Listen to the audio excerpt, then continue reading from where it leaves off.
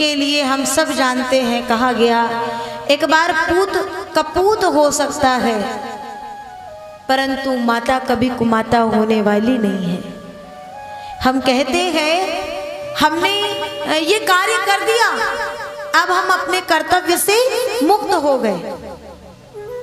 लेकिन उस माँ की पीड़ा को, उस कर्ज को कई जन्म ले लें और कई कर्तव्य निभा लें तो भी उस माँ के कर्ज को कभी चुका नहीं सकते। और एक सूफी संत ने वो पंक्तियाँ लिखी हैं, अगर मुझे कुछ याद आए, जितनी याद आती हैं उतनी सुनाऊं। अंबर की ऊंचाई और धरती की ये गहराई तेरे मन में है समाई, माई ओ माई।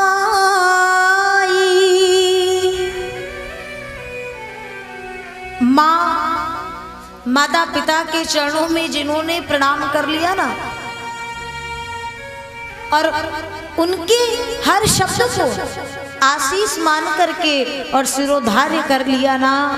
उसको कहीं कोई तीर्थ करने की, कहीं कोई जप तप करने की कोई आवश्यकता नहीं है, बिल्कुल नहीं है। क्योंकि माँ तेरा मन अमृत का प्याला, यही काबा यही सिवाला, माँ तेरी ममता जीवन दाई, माई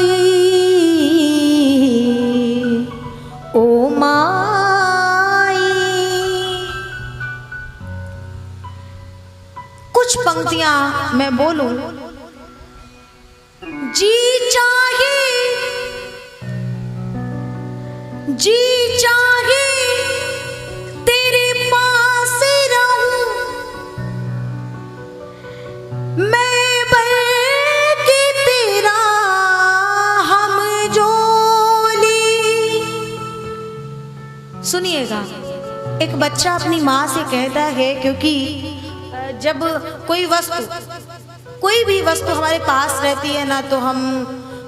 उसकी कीमत को समझ नहीं पाते हैं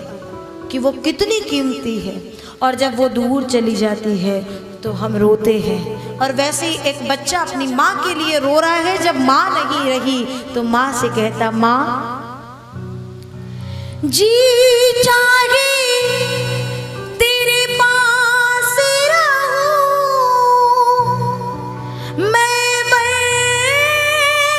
तेरा हम जोली, तेरे हाथ ना छिप जाऊं, यूं खेलूं आँख मिचोली, माँ मैं यूं खेलूं आँख मिचोली।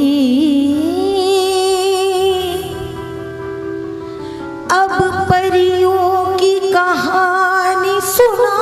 दे, फिर कोई मीठी सी लोरी गा दे,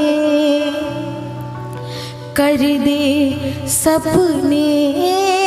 सुखदाई, माई ओ माई। अंतिम पंक्तियां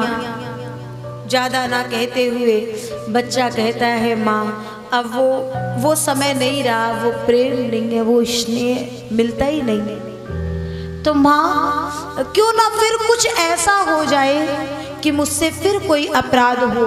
फिर कोई गलती हो, और फिर एक कोई तेरी डांट, तेरी फटकार मुझ तक आ जाए। और फिर बच्चा कहता है माँ फिर कोई शरारत हो मुझसे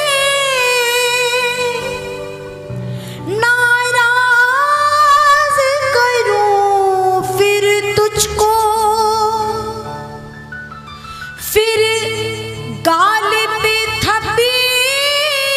मार के तू सीने से लगा ले मुझको सीने से लगा ले मुझको बचपन की प्यास बुझा दे फिर अपने हाथों से खिला दे माँ बचपन की प्यास बुझा दे अपने हाथों से खिला दे वो पल्लू में बंधी मिठाई